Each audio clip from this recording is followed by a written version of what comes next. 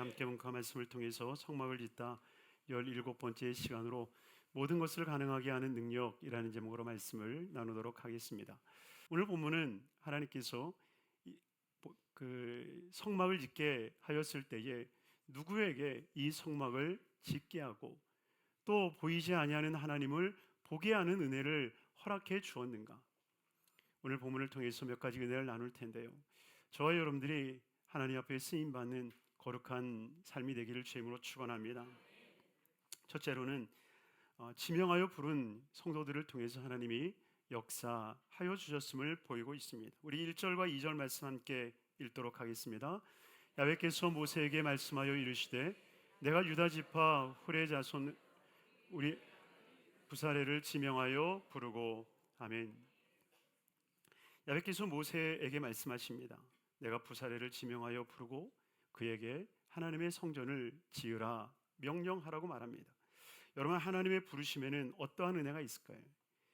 실상 하나님이 지명하여 부르시는 그 모습을 보면 무조건적으로 지명해서 부르시는 것 같지만, 그러나 실상 하나님의 부르심에는 분명 이유가 있음을 보게 됩니다.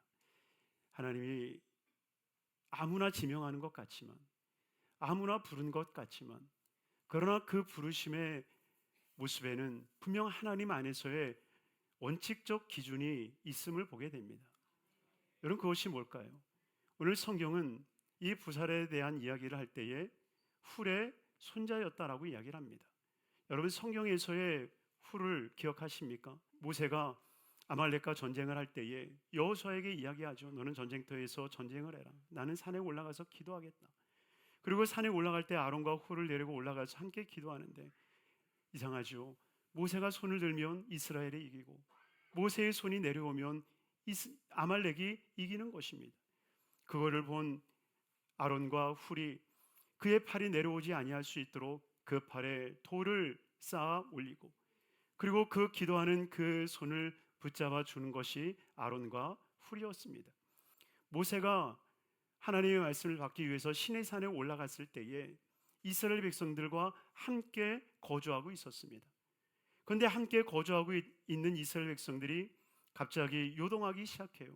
훌이 그것을 보았을 때 어떠했겠습니까? 용납이 안 되는 거예요. 그리고 그 앞에 우상을 만들지 못하게 하는, 우상에게 절하지 못하게 하는 그 훌을 향해서 돌을 던지기 시작하는 거예요.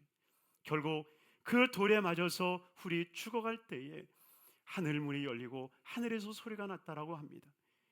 훌아 훌아, 너가 나를 위해서 이렇게 장렬하게 죽어가는구나. 너가 나를 위해서 이렇게 장렬하게 죽었으니 나는 내 후손을 세우고 내 후손을 높여주고 내 후손을 지키리라. 하나님이 훌을 향해서 약속의 말씀을 주신 거예요. 그런데 그 약속의 말씀을 훌만 들은 것이 아니라 함께 있었던 모든 잡족들과 모든 이스라엘 백성들이 들은 것입니다. 그때 모세가 이 부사레를 세워서 모든 성막의 총책임자로 세웁니다. 학생밖에 안 되는 그런 어린 아이를 세웠다는 거예요. 그때 이스라엘 백성들이 누구 하나 터달지 못하고 그를 세우는데 모두 다 응할 수 있었던 그 이유는 훌이 죽었을 때에 하나님이 그를 향해서 약속하셨던 말씀, 내 자손을 내가 높이 세워줄 것이고 반드시 내 후손을 내가 지키리라. 그래서 그 유다 족속을 하나님이 지키신 이유, 하나님께서 다윗으로부터 시작하여서 하나님의 아들 예수 그리스도가 나시기까지 그 유다 민족을 지키신 이유가 무엇이겠습니까? 하나님을 위하여서 장렬히 죽었던 그 훌의 그 핏값을 하나님은 기억하셨다는 거예요. 그러니 정말 우리가 우리의 손조들의 그 기도를 잊지 않을 뿐만이 아니라 또한 내가 내 자손들의 믿음을 위하여서, 내 자손들의 신앙을 위하여서, 내 자손들 정말 하나님께서 지켜주시기 소원하는 마음으로 여러분이요 정말 하나님을 위하여 헌신하는 우리 모두가 되기를 주님으로 축원합니다. 정말 우리가 하나님을 위하여서 살아가는 그 삶이 결코 이 땅을 버리지 아니하시는 하나님의 은혜로 채워지게 될 줄로 믿습니다.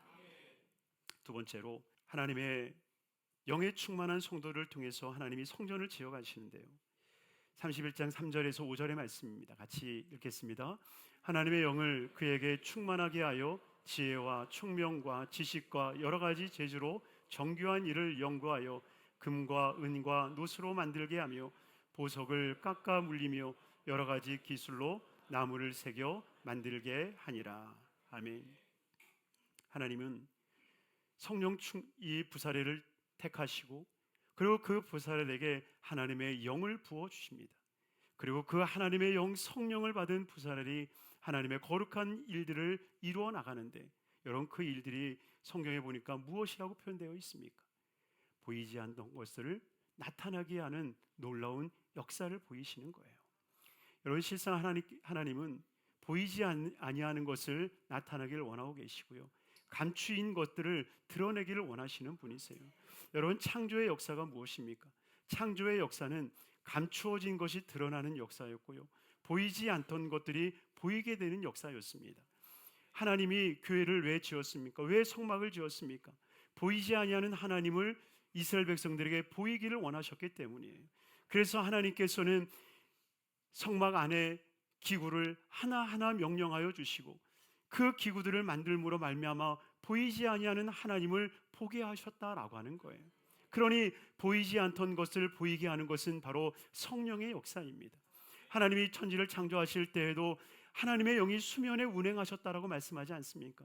하나님의 영이 수면에 운행하심으로 말미암아 하나님의 말씀이 선포할 때에 그 말씀이 보이게 하셨다는 거예요. 빛이 있으라 빛이 나타나는 거예요. 또한 성령이 우리 가운데 임재하면 우리 안에서 창조의 역사를 통해서 보이지 않던 것이 보이게 되어지고 감추어졌던 것이 드러나는 역사가 일어나게 될 줄로 믿습니다. 그러기에 출애굽기 35장 35절에 우리에게 말씀하지 않습니까? 같이 읽습니다. 지혜로운 마음을 그들에게 충만하게 하사 여러 가지 일을 하게 하시되 조각하는 일과 세공하는 일과 청색, 자색, 홍색 실과 가는 배실로 수놓은 일과 짜는 일과 그 외에 여러 가지 일을 하게 하시고 정교한 일을 고안하게 하셨느니라. 아멘. 여러분 보세요. 정교한 일을 고안하게 하셨다. 여러분 고안이라는 말이 무엇입니까? 안 되는 그 일들, 못하는 그 일들을 하게 하는, 될 수 있게 하는 방법을 찾아낸 것을 말하는 것 아닙니까? 그러니 실상 하나님께서 이스라엘 백성들에게 정말 처음 듣는 거예요. 촛대를 만들려고 할 때도 7 가지를 만들고 또 줄기를 만들 때 하나가 되게 하고, 여러분 이런 설명들로 하여금 이거를 만들기가 쉬웠겠습니까? 그러기에 하나님께서 성령을 부어주셔서 그들로 하여금 뭐라고 말해요? 연구하고 만들게 하고 그리고 그것을 할 수 있도록 기술을 주었다라고 성경은 말하지 않습니까? 여러분 성령의 역사는 연구하고 만들고 드러내게 하는 거예요. 여러분 성령 충만을 오해하지 않길 바랍니다. 우리가 성령 충만 그러면 하나부터 10까지 성령이 하시는 것이라고 생각하는데, 여러분 성령이 우리에게 주시면 무엇인가를 깊이 살피게 하고 보게 하고 깨닫게 하고 알게 하신다라고 하는 거예요. 이것이 바로 성령 충만이에요. 여러분 성령이 오신다고 해서 성령이 하나부터 10까지 다 해주신다? 물론 하나님의 역사는 가능할 수 있습니다. 그러나 성령이 임하여서 이 부사렐이 연구하게 하십니다. 만들게 하시는 거예요. 그리고 그에게 기술을 주시기 시작하는 거예요. 바로 이것이 성령의 충만임을 깨닫게 되기를 주님의 이름으로 축원합니다. 성령의 충만한 자를 통해서 하나님은 새로운 일들을 만들어 가시는 거예요. 그래서 그 창조의 역사를 통해서 하나님은 하나님의 감춰진 모습을 드러내고 하나님의 숨겨진 모습을 이 세상에 보이기를 원하고 계시는 겁니다. 그러니 저와 여러분들이 성령에 충만하여져서 오직 성령에 충만하여서 감춰진 하나님을 이 세상에 보이는 삶이 되기를 주님으로 축원합니다. 여러분 악한 영도 영이라고 하는 것을 기억하셔야 돼요. 하나님만 영이 아니라 악한 마귀도 영이에요. 우리는 3차원의 삶을 살지만 하나님이 4차원이듯 마귀들도 4차원인 거예요. 그래서 마귀들도 끊임없이 안 보이는 것 나타나게 하고 보이지 않는 것 드러나게 하는 겁니다. 그러나 그 일들의 끝은 무엇입니까? 늘 멸망 아닙니까? 늘 멸망 아닙니까? 사랑하는 성도님들이요, 멸망을 치닫는 그러한 창조물이 아니라 생명을 살리는 창조의 역사가 우리 모두에게 일어나게 되기를 주님의 이름으로 축원합니다. 마지막 세 번째로, 지혜로운 마음이 있는 성도들을 통해서 하나님은 그 나라를 이루어 가십니다. 우리 6절 말씀 함께 읽도록 하겠습니다. 내가 또 단지파 아이사막의 아들 오홀리압을 세워 그와 함께 하게 하며 지혜로운 마음이 있는 모든 자에게 내가 지혜를 주어 그들이 내게 명령한 것을 다 만들게 할지니. 아멘. 하나님께서 지혜로운 마음을 있는 오홀리압과 그리고 많은 사람들을 이 부사렐과 함께하여 주는 것을 보여줍니다. 사랑하는 성도님들이요, 정말 여러분들이 살아가는 삶에 이 지혜로운 마음이 있는 사람이 함께하기를 주님으로 축원합니다. 늘 부정적이고 늘 반목적이며 늘 안 된다, 못한다, 이런 부정적인 말을 하는 사람이 옆에 있지 않게 되기를 바랍니다. 늘 할 수 있다, 하면 된다, 해보자, 늘 긍정적이고 적극적이고 창조적인 말을 하는 사람들과 함께하기를 바랍니다. 하나님은 그러한 사람을 이 부사렐과 붙여주셨습니다. 오홀리압은 마음이 지혜로운 사람이라 하나님이 붙여주신 거예요.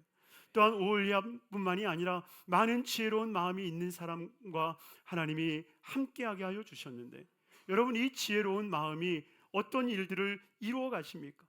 바로 지혜로운 마음 속에 하나님이 지혜를 주사, 할렐루야, 지혜로운 마음에 지혜를 주사 하나님께서 모든 것을 만들 수 있게 능력을 허락해 주셨다는 거예요. 그러니 여러분, 지혜라고 하는 게 무엇입니까? 지혜라고 하는 것은 이 세상을 살아가는 능력과 같은 거예요. 사전을 찾아보더라도 지혜라고 하는 사전을 찾아보면 무슨 일을 할 수 있는 능력, 그 일의 방안을 가지고 있는 것이 지혜라고 이야기를 하거든요.